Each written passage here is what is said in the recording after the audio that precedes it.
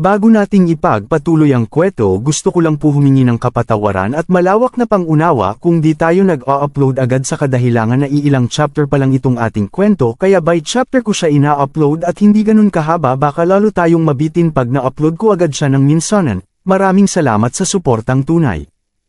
Sa nakaraang video nga natin pinaliwanag ng ating bida na ang Chi ay ang source ng lahat ng buhay.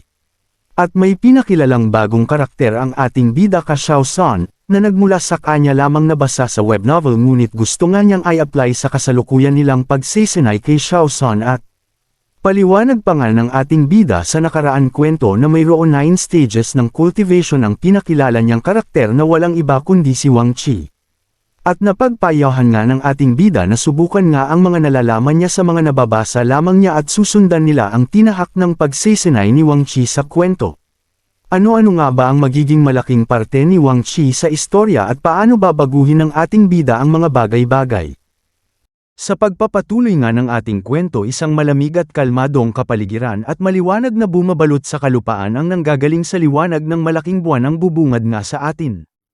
At makikita nga natin ang tagpo na nasa malalim na pag-iisip si Xiao San habang nahahiga ito sa damuhan at pinapakiramdaman ang halimuyak ng malamig na hangin at sobrang katahimikan ang bumabalot sa kapaligiran, at ang iniisip nga ni Xiao San ay tungkol pala sa mga nakwento ng ating bida sa kanya at reaksyon pa nga ni Xiao San dito. Ang mga nasabing mga lesson sa akin ng aking Panginoon, lubos ko talagang hinahangaan yun. Dagdag pa nga ni Xiao San na, sobra akong nababagabag kung ano na ang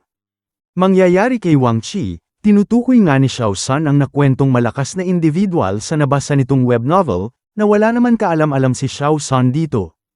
At patuloy pa nga itong nagmuni-muni habang pinagmamasdan ang kalmadong kalangitan at dagdag pa nga ni Xiao San sa kanyang sarili na, ganun pala ang pagiging immortal cultivator ay hindi talaga ito biro na basta-basta muna lang ito matutunan, at hindi rin ito para sa lahat. Parang kayo hindi kayo para sa isa't isa kaya magising ka na sa katotohanan. Iniisip pa nga ni Xiao San na, katulad ni Wang Chi na lumakas pwede rin kayang mangyari sa akin yun. At ano naman kaya ang pakiramdam na nasa immortal level ka ni Xiao San sa kanyang isipan, at sabi pa nga niya, naglakbay ako ng sobrang layo at dahil ko inaasahang mapadpad dito, mukhang nakatadhana na ba't alaga kaming mag-meet ng aking Panginoon. At natatakot akong mabaigo lang sa akin ng Panginoon, baka naman wala akong kakayahan at masayang lamang ang mga ituturo sa akin. Ika pa nga ni Xiao San na lubos aalala sa kanyang sarili. At pinakita na nga ang eksena na kung paano tinuturan si Xiao San ng ating bida, ito'y pala ay kasama sa iniisip ni Xiao San at patuloy pa nga niyang sinasambit na, tanggap ko na napaka-stricto ang pagtuturo ng aking Panginoon pero alam ko naman bakit niya yun ginagawa. Ika ni Xiao San, dagdag pa nga rin niya, di lang niya ko talaga tinuturan ng maayos kundi kasama ang kaisipan lalo na ang katawan ko sa pinapatibay niya. At sobrang lalim at lawak ang alam niya na dahil ko naisip na ganun pala dapat yun nasabi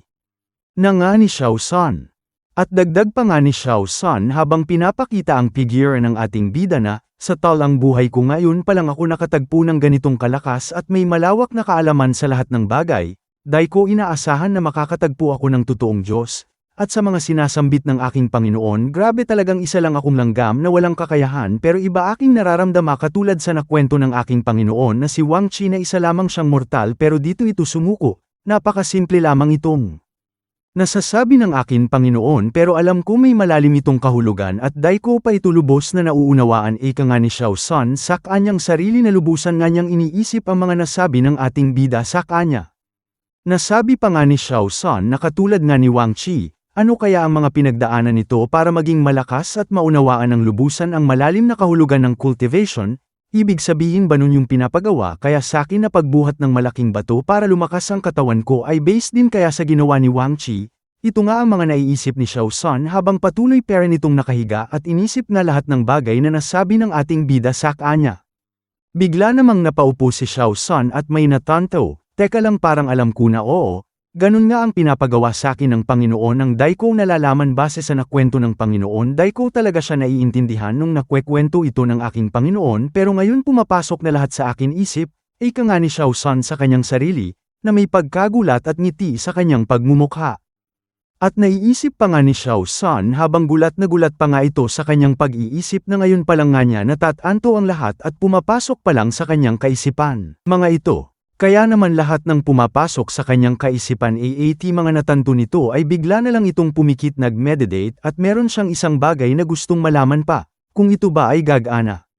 At pinakita na nga sa eksena sa lalim ng pagmameditate ni Xiao San ay unti-unti nang nagiging ang kanyang aura at unti-unti na nga itong kumakawala sa kanyang katawan na sa mga oras na to ay hindi pa alam ni Xiao San na ganun na lang ang nangyayari sa kanyang katawan. Patuloy pang ang inisip ni Xiao San na ang source of life ay ang Qi, unawain ito ng lubusan at hayaan kumilos ito sa akin katawan namin ng bawat sandali pakiramdaman ang lahat na nabubuhay sa kapaligiran. Makikita naman natin sa tagpo na to ay lubos na ngang nauunawaan ni Xiao San ang lahat ng mga nasabi ng ating bida at nagising na nga ang kanyang awara at ito ay palakas pa ng palakas. Nasabi pa nga ni Xiao San habang nasa malalim na meditation, ang pagkontrol ng bagay-bagay na galing sa Qi at pati ang yin at yang pati ang pagbuo ng mga bagay-bagay at pagkontrol ng mga nilalang sa mundo at ang pagkabuhay muli ng paulit-ulit ito pa lang ang pakiramdam ng Qi at possible nga ang lahat na sasabi ni Xiao San habang ramdam na niya ang mga aura na bumabalot sa kanya. At hamin na nga ito para namin ang mga nararamdaman nito na isip nga ni Xiao San na, ganito pala siguro ang pakiramdam. Mukhang Daiko na naman na mamalayan na naktulog na yata ako pero hindi totoo ba to ang lamig na nagiging maligamgam at totoo ba ito paulit-ulit sinasabi ni Xiao San hanggang sa ito ay minulat na nga ang kanyang mga mata para kumpirmahin kung nanaginip ba siya o ano ang kanyang di mapaliwanag na nararamdaman. Gulat na nga talaga ito at di pa rin naniniwala sa mga nakikita nito na wala nang iba pang nasasabi dahil sa kanyang mga nakikita. At napasigaw na lang na totoo, grabe nagtagumpay akong unawain. At ganun na lang ang kanyang tuwa at pananabik at meron siyang gustong subukan, at tuwang-tuwa nga ito sa kanyang nagawa na makapagpalabas ito ng isang maliwanag na bilog na oras sa kanyang mga kamay at nasabi na lang niya na, grabe alam kong natatakot ang Panginoon na dahil ko ito mauunawaan at maiintindihan kaya naman mas pinababaw niya at dinanya ito sa isang kwento para maunawaan ko ito at main part sa akin ang cultivation method na more engaging pa.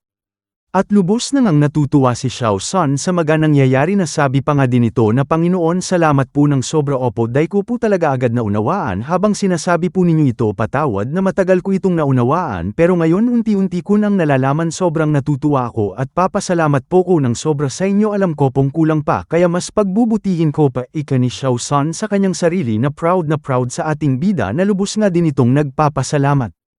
Nasabi pa nga ni Xiao San habang nararamdaman ko po ito ang san sa sayo na ito mas uunawain ko pa ito ng mas mabuti at mas papalawakin ko pa ang nalalaman ko dito kaya naman bumalik sa pagmameditate si Xiao San para nga mas maunawaan pa niya ng lubos ang mga nasasabi nito. Tuluyan na nga napunta sa malalim na pangunawa si Xiao San at sarap nga ito sa kanyang nararamdam na tila napunta ito sa ibang mundo sa pakiramdam na ta. Patuloy pa hanggang nagme-meditate si Xiao San at ngayon ay unti-unti na din niyang nakokontrol ang kanyang aura at nagagawa na nga niyang palabasin ito ng mas malakas at makiaayon sa kapaligiran. Sa ginagawa nga ni Xiao San ay sabi nga niya na sarap ng ganito ayaw ko nang tigilan pa. Patuloy ngang nagme-meditate si Xiao San at patuloy nga din ito sa pagpapasalamat sa ating bida na kung di dahil sa kanya ay di niya mararanasan ang mga ito. At di na nang pigilan ni Xiao San sa paglinang niya ay sumabog na nga ang matinding liwanag sa isla. Nasabi na nga ni Xiao San na ano ba tong nararamdam ko grabe sarap sa pakiramdam para anggan ng mga katawan ko. Ang napapansin pala ni Xiao San ay unti-unti na nga din itong umaangat talaga sa kanyang kinalalagyan dahil sa mga nauunawaan nito pagdating sa Qi. Lubos na itong natutuwa at nasabi na lang niya kulang pa ang pangunawa ko kaya naman bukas na bukas din ipapakita ko ito sa aking Panginoon alam kong magugulat yun pag nalaman niya ito. Ika ni Xiao San na super excited na nga ito. Muling nang pinakita ang isang piece ng chessboard na tila lumiliwanag ito at nagre-representa ito kay Xiao San na tila nga ito ay nag-awakening.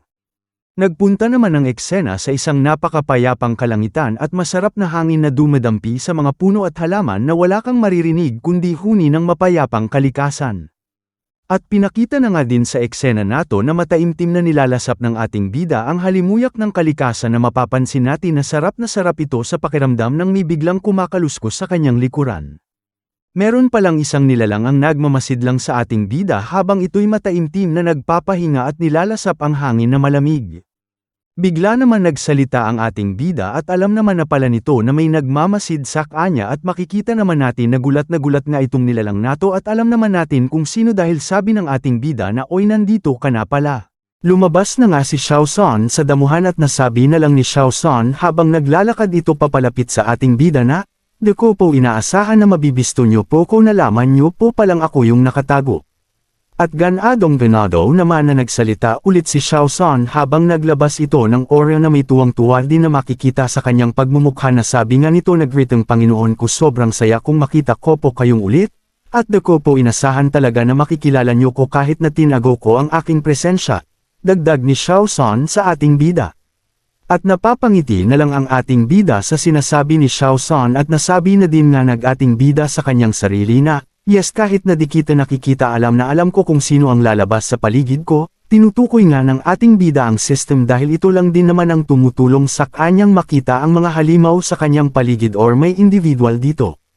At nasabi pa nga ng ating bida dagdag niya sa kanyang sarili. Wow, ang tuno ng kanyang boses ay kakaiba, mukhang punong-puno ito ng kasiyahan, pagiging confidence dito. Bigla naman tumayo ang ating bida sa pagkakaupo niya sa malaking bato. At paarap na nga din ito kay Xiao San na may pagngiti na makikita sa kanyang pagmumukha.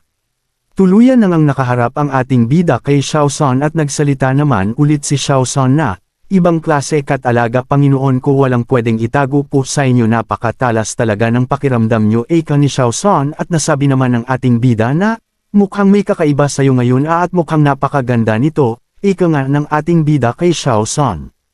Nat-ayla tuwang-tuwa pa nga si Xiao San sa mga naririnig niya sa ating bida nang biglang nagtanong ito at nasabi niya sa ating bida na, ang naturo mo sakin Panginoon ko sinubukan ko pong gawin mga yun, at di ko po maintindihan ano po yung kakaibang aura na naramdaman ko po nung sinubukan kong palabasin ito, pasensya na po Panginoon ko dahil ko po maintindihan sa ngayon ika ni Xiao San sa ating bida na may tuwang-tuwa sa kanyang pagmumukha na tila excited nga talaga pa ito sa mga nangyayari ngayon. Di pa nga nagsasalita ang ating bida excited naman na nagsalita ulit si Xiao San sa ating bida na sabi pa nga nito ulit na sarap po sa pakiramdam Panginoon ko hirap pong ma-explain pero ang alam ko ang po na parang nabuhay muli ako sa pakiramdam na ganito napakagaan po sa pakiramdam, na tila wala po ko nararamdamang pagod sabi ni Xiao San sa ating bida. At sumagot na nga ang ating bida na sabi nga niya wow naman kung ganun masaya ako sa mga nagagawa mo very good sayo. Ika ng ating bida at nasabi na nga niya din bigla sa kanyang sarili na, wow nagkitoto nga gumana ang pamamaraan na ginagawa ni Son Goku dahil ko din inasahan mga ito, at sumagot na nga din ang ating bida at nasabi niya kay Xiao San na kung ganung mukhang handa ka na ulit sa panibagong lesson para sa ngayong araw na ta. Napatingin naman agad si Xiao San sa ating bida, at excited naman nag-perform ng kung ano-ano si Xiao San habang ginagawa ang mga bagay na makikita natin. Nasabi niya ano Panginoon ko susuntukan ko ba itong punong ito o sisipain ko mga bato ng isa-isa, o magbabalance naman ako sa malaking bato ano na po o kailangan kong umakyat sa pinakamataas na bundok, ika ni Xiao San na excited na malaman ang magiging lesson niya ngayong araw na ta. At abang naabanggan naman si Xiao San sa ating bida at nasabi na nga ng ating bida na tutal alam kong handang-handa ka na at natutuwa akong malaman na naiintindihan mo mga sinasabi ko, kaya naman ito na ang gagawin mo ngayon. At nasabi na nga ng ating bida na anong gagawin ni Xiao San sabi niya ang gagawin mo ngayon ay fishing at din aman nakapagsalita agad si Xiao San na panganga ito sa kanyang narinig. At pumasok na nga sa kanyang utak at naunawaan ang sinabi ng ating bida na pasigaw na nga ito. At nasabi Panginoon ko sigurado po ba kayo, mangingisda po ko. Gulat na gulat at di talaga makapaniwala si Xiao San sa mga nasabi ng ating bida at nang. Abangan nga natin sa susunod na kwento kung paano in-explain ng ating bida kay Xiao San ang kanyang pinapagawa. Dahil ba sa sinabi ng ating bida ay susunod at magpapatuloy pa ba si Xiao San sa tabi ng ating bida. At may nasabi pa nga ang ating bida kay Xiao San na lubos naman na nagbigay kay Xiao San na pag-iisip ng malalim kaya naman kung gusto nyo pang malaman ng mga sumusunod ay maaari kang mag-comment mag-like at palambing naman ng subscribe dapat naka-all bell para wala kang ma-miss na mga i-upload natin muli maraming salamat sa suportang tunay.